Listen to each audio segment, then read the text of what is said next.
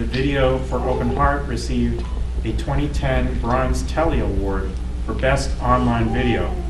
He has played the Singing Bowls for the past 3 years as part of World Sound Healing Day, founded by Jonathan Goldman.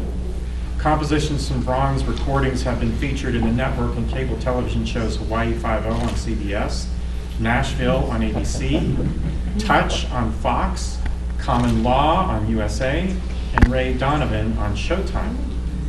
Prior to playing the Bowls, Ron was a jazz and blues bassist for 30 years, recording and producing 14 albums. In the early 70s, he was assistant manager at the nationally known club The Jazz Workshop in Boston, as well as a road manager for the jazz label CTI Records in New York City. Ron owned Hoffa's, a retail store in Athens, Ohio in the early 80s, and was a broadcaster on Cincinnati non-commercial radio stations WVXU-FM and WAIF-FM for 25 years. During his radio stint, he produced many jazz and blues concerts with national recording artists, as well as the Windham Hill Winter Solstice concerts and Riders in the Sky. Please, let us give a warm applause of welcome for Ron Esposito.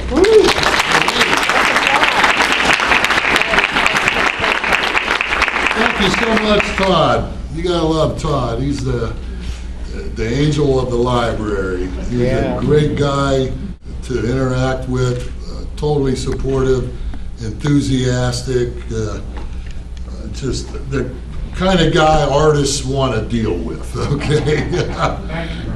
You're welcome, Todd. So, if you want to lay on the floor, if you want to sit on the floor, knock yourself out. If you want to move your chair over there, knock yourself out. I want you to be comfortable so that you can actually be with the sound, okay? Because once I start playing, we're going to go straight, probably for 45 minutes straight till the end. Wow. It's the best way that the bowls work, and so I'll tell you a little bit about our program tonight. I'm going to talk a little bit about the Singing Bowls. I'm going to read some poetry that's very near and dear to my heart, particularly spiritually as well as consciousness-wise. And then we're going to play the bowls. And if you enjoy what you've heard tonight, I have a variety of CDs available. Nice price, $10 a piece, $3 for $25, cash, check, credit card even, okay? And I have my cards. You can visit me on Facebook, my website. Feel free to take photos, non-flash, share them with me, put them on Facebook, whatever knocks you out. And I'm real happy to be here tonight. I am.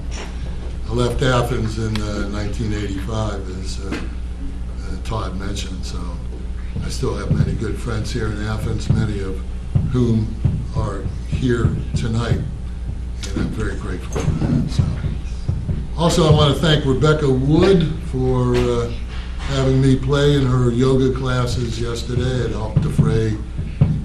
You know what, sweetheart? I need you to please not do that, okay? I'm very happy to have you here. Thank you. So yeah, Rebecca playing in her yoga classes enabled me to make this work financially. So thank you to Rebecca Wood. Okay, so, and when we're done here tonight, everybody gets to play the Singing Bowls. If you want to come up and play them, it's all good. You can't hurt them. As long as here's the protocol. The rubber-tipped mallets get played on the quartz crystal singing bowls, okay? The wooden sticks, dowels, get played on the metal singing bowls. Other than that, it's all good. So we don't play the wooden sticks on these bowls. They also end up costing you $300 a bowl. So, and we do take cash, check, and credit card. Hopefully we won't have to. Okay. Okay. So there's two types of singing bowls. The granddaddy and grandmommy of all singing bowls are the Tibetan brass bowls. They've been around pre-Buddhism, coming from the Tibetan Bon religion, B-O-N. And the metal bowls were used in the Bon religion to bring people into meditative consciousness, to herald a change, to indicate we're moving in another direction. And since China's occupation of Tibet over 60 some years ago, almost all metal bowls now come from Nepal. And there's two types of metal bowls. Sweetheart, I have to ask you to please not kick your feet, okay? Okay. Thank you. I really appreciate it. I love having you here, and I really appreciate that you want to be here. But we kind of need to be quiet. So thank you so much. So there's two types of metal bowls. There are the small bowls that I use that have a high shimmering sound.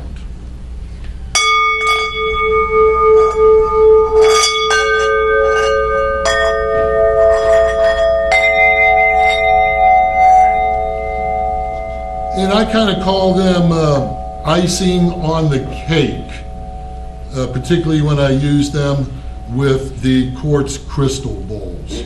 The brass bowls are about 2 to 3 octaves above the quartz singing bowls. There is another type of Tibetan singing bowl that is much larger. They can look like salad bowls, let's put it to you that way. They can be much larger and deeper.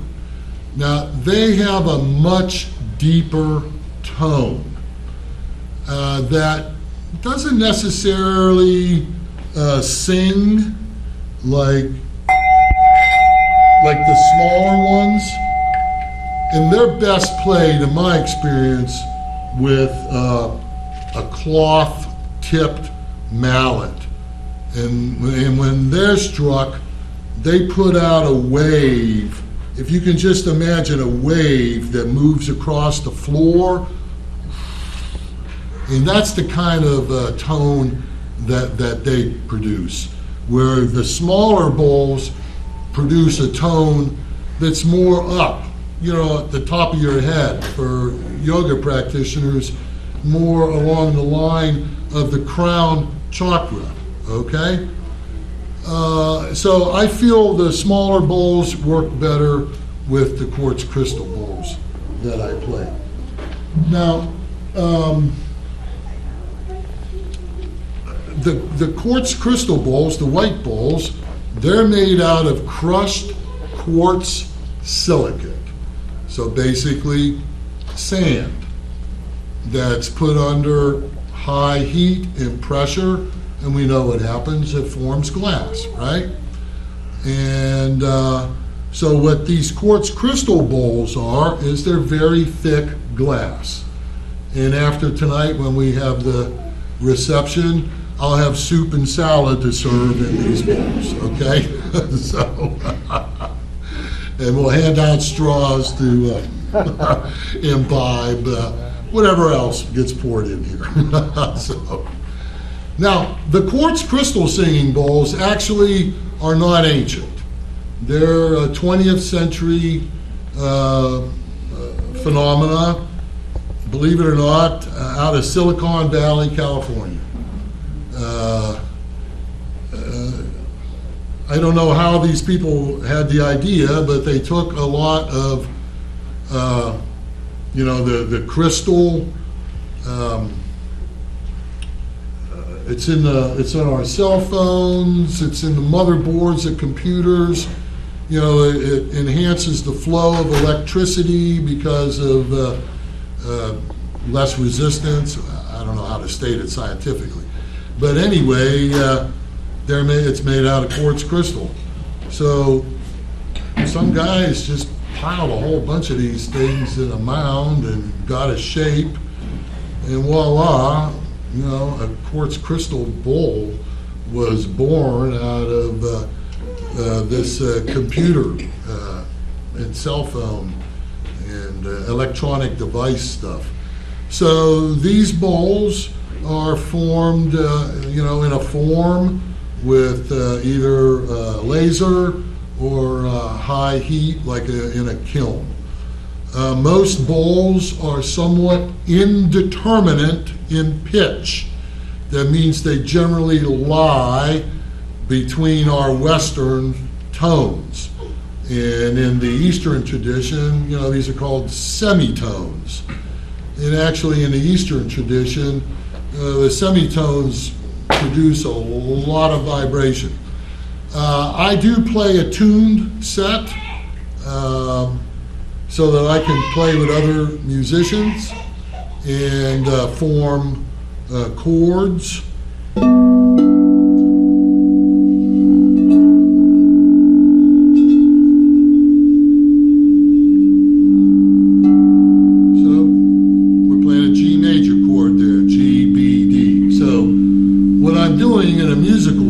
When I'm playing is I'm forming long extended chords with shifting key changes, okay? And then I put the brass bowls on top. And it's like, ooh, yeah, this is sweet, okay? This is best listened to, I feel, just kind of in a meditative, a contemplative approach. The bowls are tuned. I could play Beatles songs on these, but you know what, folks? They're not really, that's at least not the way that I hear them to be used. I hear them to be used as a kind of a tool of consciousness for contemplation, meditation, rejuvenation, relaxation, all across the nation, dancing in the streets, okay? That's why, when I play, I usually play for 45 minutes, an hour straight, because the bowls will have an effect upon you in some regard. Sometimes people feel it in their core. Sometimes people feel stuff going on like a stereo effect in their head. And as many people have reported to me from the yoga classes yesterday, they experience a sense of well-being, that everything is okay. You know what? And in this moment, everything is okay. And you know what else? It's this moment that only exists. The present moment is the only thing that exists in reality, okay? Everything else, that sooner or later tends to be some kind of mind projection. So, kind of with that stated, I'd like to start. We all good? Everybody comfortable? You can lay on the floor. Again, knock yourself out. And Todd, once we get rolling, could we close that door or shut that light off, please? Thank you, I appreciate that. Very good. I'm a low light kind of guy. As you can figure with this kind of sound, kind of low light is what's happening, okay? All right, I'd like to read some poetry. We're going to start off something by the great Persian mystic, Rumi, move into a piece by the great Buddhist practitioner Thich Nhat Hanh, and then conclude with something from the Bhagavad Gita, which is the story of the warrior prince Arjuna and Krishna on the battlefield. So, I'm glad you're here, kids. Much love to you.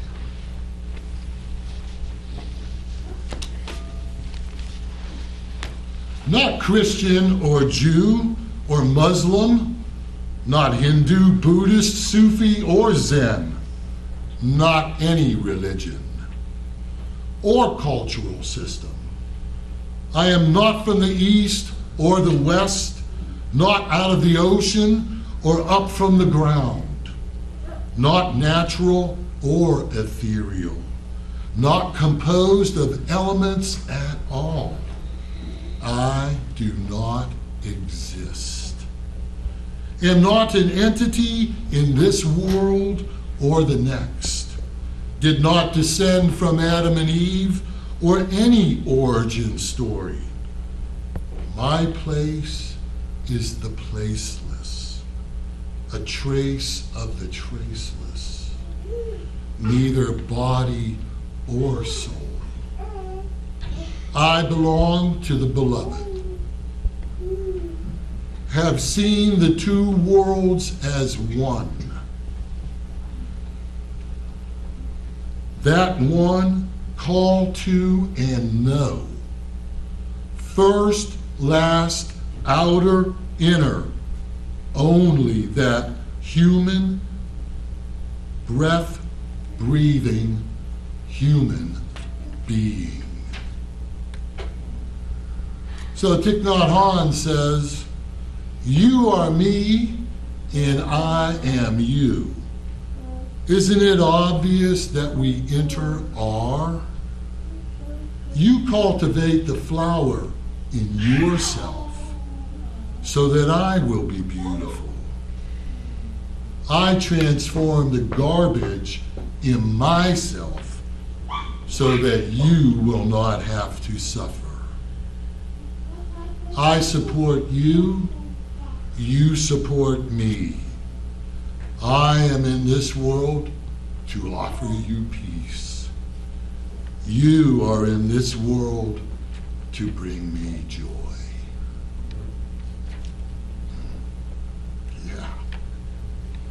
Yeah. We are one.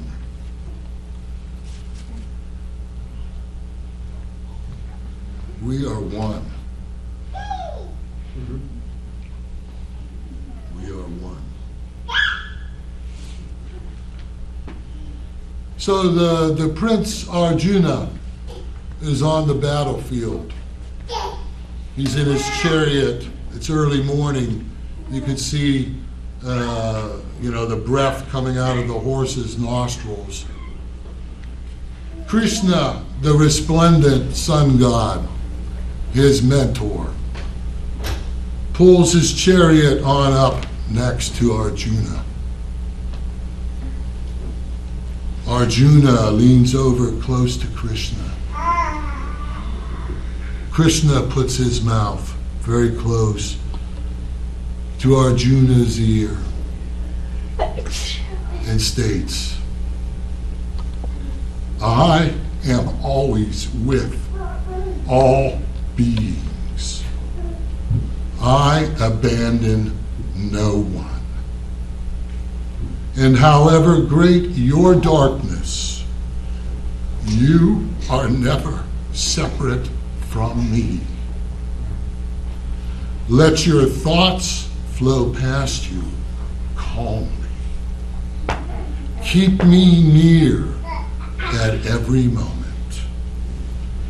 Trust me with your life, because I am you more than you yourself are.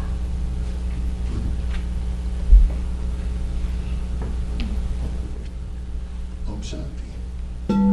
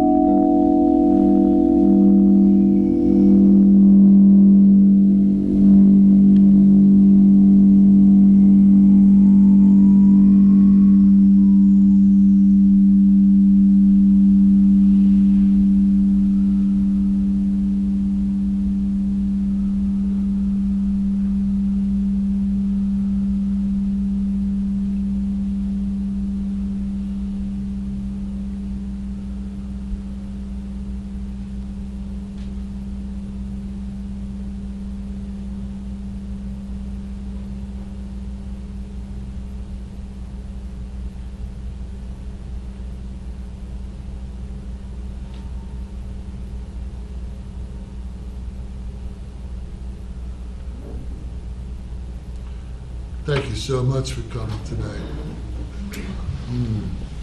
Just take your time, nowhere to go. Just take your space. Thank you so much.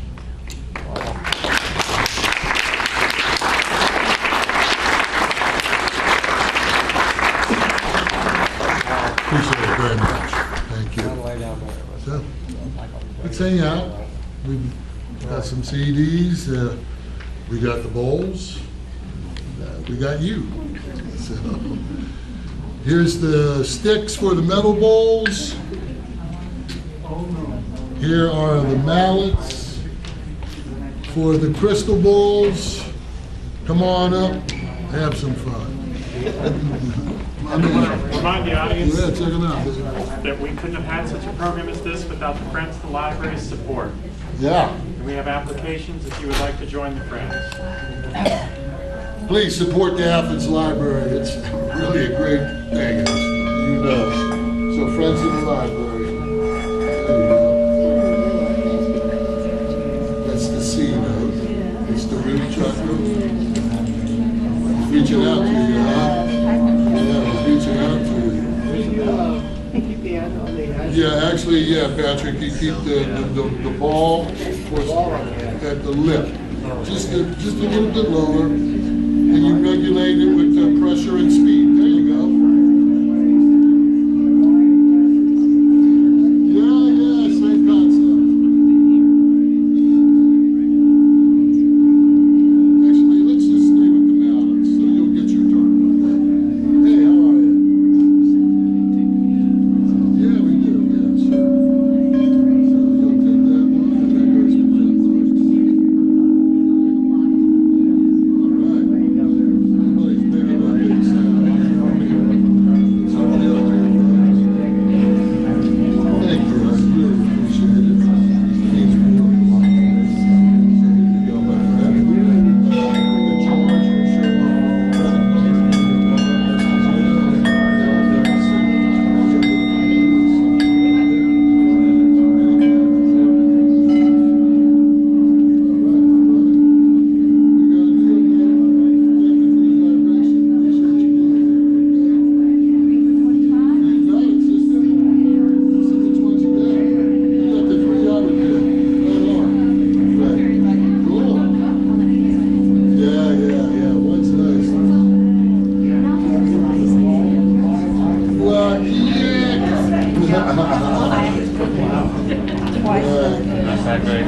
Oh, Daddy, those are great. How do you know my friend? Yeah, here you go, bro. Jeremy. Does it have, Thank you so much. Man, that was great.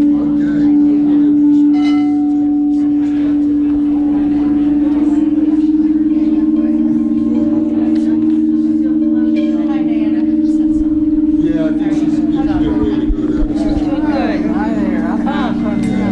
We're supposed to have a seatbelt this morning, so I went out and made a breakfast and everything. Treated it really great. Yeah, she's doing good furniture downstairs. Yeah, there's Did you get the sound too? You got everything.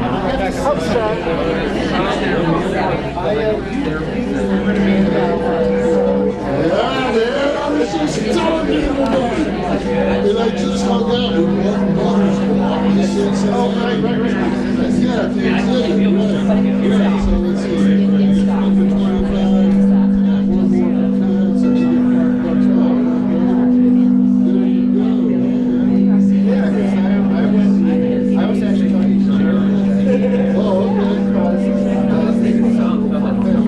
I was doing research with her.